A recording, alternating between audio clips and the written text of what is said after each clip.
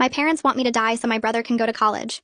When I was 8, my brother Jackson won a spelling bee, and my parents threw him a party with 50 guests and a 3-tier cake. When I won the science fair the next month, they forgot to pick me up from school, and I had to walk home carrying my trophy in the rain. That pretty much summed up my childhood. Jackson was the miracle child they'd tried for 10 years to have. I was the accident that happened after they already had him. He got a nursery with hand-painted murals and a crib that cost more than a car. I got a dresser drawer and hand-me-down blankets. Mom kept every report card, every crayon drawing, every baby tooth of his in labeled boxes. My stuff went straight in the trash. By the time I was 10, I'd learned to stop expecting anything. I started taking care of myself completely. Packed my own lunches, did my own laundry, walked to school alone. Jackson got driven in Mom's car even though we went to the same place.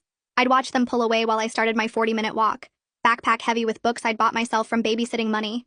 Teachers thought I was so independent. Really, I just had no choice. The worst part was how they'd gaslight me about it. "We love you both equally," Mom would say while sitting at another one of Jackson's hockey games. I hadn't seen her at any of my track meets all season. "You're imagining things," Dad would insist while showing coworkers Jackson's photos, but none of mine. They had a whole shrine to Jackson in the living room. Trophies, certificates, photos from every age. I got one school picture on the fridge that hadn't been updated since 2nd grade. When I was 16, I got into the advanced science program at school. Full scholarship to summer camp at MIT, the kind of opportunity kids dream about. I ran home with the letter. Finally something so big they'd have to care. Mom glanced at it and said, "That's nice, but Jackson has a baseball game that week so we can't drive you." The camp was 3 hours away. She wouldn't miss one of his games to give me the chance of a lifetime. So I got a job and saved every penny for college.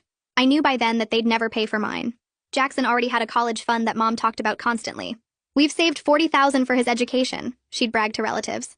When those same relatives asked about my college plans, she'd say I'd probably get scholarships since I was the bookish one. Like being smart was a consolation prize for being unloved. Then when I was 17, I started getting sick. Bruises everywhere, exhaustion so bad I could barely stand. I ignored it for months because complaining got me nowhere in that house. But when I fainted at work and woke up in the hospital, the tests showed acute leukemia. Advanced enough that the doctors were surprised I'd been walking around at all. For the first time in my life, my parents looked at me like I mattered. Mom cried actual tears, held my hand during chemo, even slept in the hospital chair. Dad took time off work, something he'd never done for my school events but did now that I was dying. They brought me flowers and balloons and teddy bears, all the things I'd wanted as a kid but never got. For 3 beautiful months, I had parents who loved me. The chemo worked, my counts improved. Doctors said I had a fighting chance if we kept going. I started to believe maybe this illness had changed things. Maybe almost losing me had shown them I was worth loving. Mom even said she was proud of how strong I was. I cried hearing words I'd waited 17 years for.